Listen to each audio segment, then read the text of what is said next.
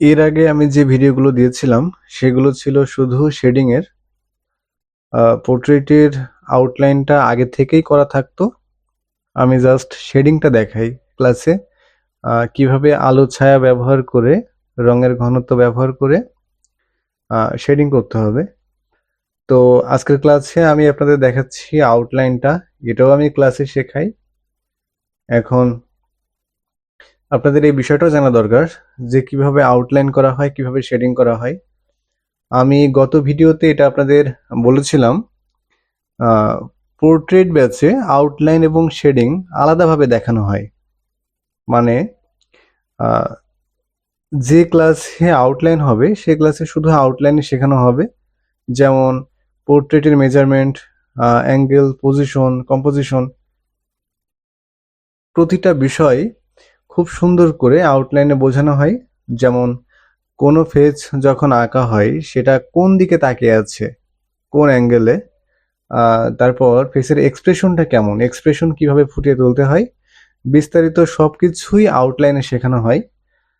যেমন একটা চোখ থেকে আরেকটা চোখের দূরত্ব, চোখ থেকে নাকের দূরত্ব, বা কপালের দূরত্ব, যেমন ভ্রু থেকে চুলের দূরত্ব, এই প্রতিটা ছোট ছোট বিষয় নিয়ে আউটলাইন আলোচনা করা হয়। আর আউটলাইনটা যখন স্টুডেন্টরা খুব ভালোভাবে শিখে যায় বা মোটামুটি আয়ত্তে চলে আসে, তারপর আমরা শুরু করি শেডিং। শেডিং এর জন্য রেফারেন্স ভিডিওটা আমি আগে থেকে একাডেমিক গ্রুপে দিয়ে রাখি। সেখান থেকে স্টুডেন্টরা আউটলাইন কমপ্লিট করে রাখে এবং আমরা একসাথে ক্লাসে শেডিং করি। তো এই যে ভিডিওতে আপনারা দেখতে পাচ্ছেন যে একটা রেফারেন্স ছবি বাম পাশে আছে, এক সাইডে আছে ফেসটা। তো দুই রকমের আউটলাইন হয় মানে পোর্ট্রেট, একটা হচ্ছে সামনে, সরাসরি সামনে থেকে তাকানো, আর একটা হচ্ছে এরকম সাইড থেকে। তো আমি দুই ভাবে আলাদা করে শেখাই কিভাবে আউটলাইন করতে হয়। তো আমি আজকের ভিডিওতে এইটাই দেখাচ্ছি যে কিভাবে সাইড ফেস আঁকতে হয়। আউটলাইনটা রেফারেন্স সহ আপনারা দেখতে পাচ্ছেন বাম পাশে আছে। আমি পরবর্তী ভিডিওতে নিয়ে আসবো কিভাবে কোনো ফেস সামনে থাকলে সেটার আউটলাইন আমি কিভাবে করি। আর আমি বলে রাখি, এটা আমার ক্লাসের ভিডিও, আমি অনলাইন ক্লাসে শিখেছিলাম, সেখান থেকেই ভিডিওটা কালেক্ট করা। আপনাদের জন্য আমি এটা এডিট করে আপলোড করছি।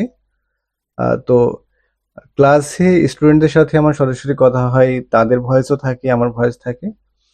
তো কোনো সমস্যা থাকলে, কারো কোথাও বুঝতে যদি অসুবিধা হয়, সরাসরি ক্লাসে জিজ্ঞাসা করতে পারে, আমিও তাদের ক্লাসে উত্তর দিই। তো এখানে যে ছবিটা আঁকা হচ্ছে আপনারা একটু খেয়াল করলে দেখতে পারবেন যে চোখের পজিশন, নাক, তারপর গোঁফ, দাড়ি, চুল সবকিছুই কিন্তু মোটামুটি একই রকমই হচ্ছে, একই অ্যাঙ্গেলে আছে, বা দূরত্বটা দেখবেন, একটু খেয়াল করবেন। আর সব থেকে বড় কথা হলো, পোর্ট্রেটটা কিন্তু ফ্রি হ্যান্ডে আঁকার বিষয়। আপনি সেটা লুমিজ মেথডে আঁকেন বা অন্য অন্য কোনো মেথডে আঁকেন, সেটা ফ্রি হ্যান্ডে আঁকলেই ভালো। গ্রিড বা অন্য কোনো মেথডে যখন আপনি করবেন, তখন কিন্তু ওই একটা নির্দিষ্ট মেথডের উপর আপনি কিন্তু নির্ভরশীল হয়ে যাবেন। পরবর্তীতে ওইটা ছাড়া আর কোনো উপায় থাকবে না। এই জন্য আমি সবাইকে এটাই সাজেস্ট করি যে সবাই ফ্রি হ্যান্ডে প্র্যাকটিস করেন বেশি বেশি, যে সামনে থেকে শুধু চোখে দেখেই কিভাবে আঁকা যায়। আমি ক্লাসে কিন্তু এভাবেই শিখিয়ে থাকি। তো আমাদের 24তম অনলাইন পোর্ট্রেট কোর্সে ভর্তি চলছে, ভর্তি প্রায় শেষের দিকে। কোর্সটা 3.5 মাস মেয়াদি।